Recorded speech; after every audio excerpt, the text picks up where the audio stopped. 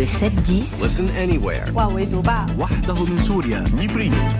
sur France Inter. Bonjour Franck Madvon. Bonjour Simon, bonjour à tous. Les négociations sur l'Ukraine piétinent et l'OTAN est l'allié de Vladimir Poutine. Donald Trump a d'abord promis la paix en 24 heures, puis des proches ont parlé de Pâques, puis du 30 avril, 100 jours après l'investiture.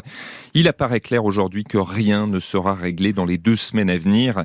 Les négociations semblent au point mort, aucune avancée concrète. 2 vagues accords ont été conclus en mars. Pas de frappe sur les infrastructures énergétiques pendant 30 jours. Or, Kiev et Moscou s'accusent mutuellement de poursuivre leurs attaques. Et une trêve limitée en mer Noire, aux contours flous. La Russie n'a jamais obtenu la suspension des sanctions qu'elle demandait.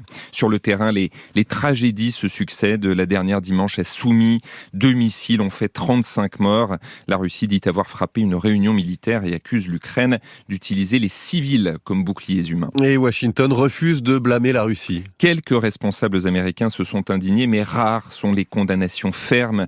Donald Trump voit dans cette frappe une erreur. Pour lui, l'Ukraine est avant tout la guerre de Biden et les responsabilités sont partagées entre son prédécesseur démocrate, Zelensky, et Poutine. Parfois, le président américain n'hésite pas à montrer du doigt l'Ukraine seule. Il a déclaré avant-hier « On ne déclenche pas une guerre contre un adversaire de 20 fois sa taille ».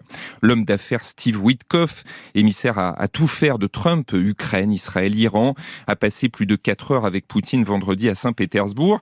Il affirme qu'un accord est en train d'émerger sans donner le moindre détail. Tout porte à croire qu'un tel accord serait favorable aux Russes. Oui, Trump a parfois haussé le ton contre Moscou, mais ça n'a jamais duré. Le président américain et son entourage veillent surtout à ne pas fâcher Poutine. D'après plusieurs sources, Washington plaide pour une partition de l'Ukraine, attribuer à la Russie la Crimée et les 4 provinces qu'elle n'a que partiellement conquises. Mais à vrai dire, les négociations américano-russes portent moins sur l'Ukraine que sur la relation entre les 2 pays.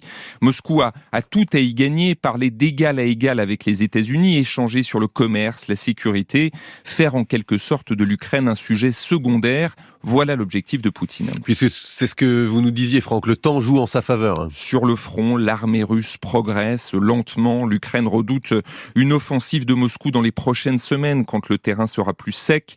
Les stocks de munitions s'épuisent et l'aide américaine est de plus en plus incertaine. La Russie rencontre encore quelques obstacles. La résistance ukrainienne, bien sûr, le soutien des Européens à Kiev et une certaine fragilité de son économie. Inflation, taux d'intérêt qui flambent et des prix du pétrole en baisse en raison de la guerre commerciale. Mais pour le reste, Poutine, qui vise la capitulation de l'Ukraine, n'a pas grand-chose à craindre des États-Unis, à moins d'un revirement soudain de la Maison-Blanche. Il peut même miser sur la lassitude de Trump.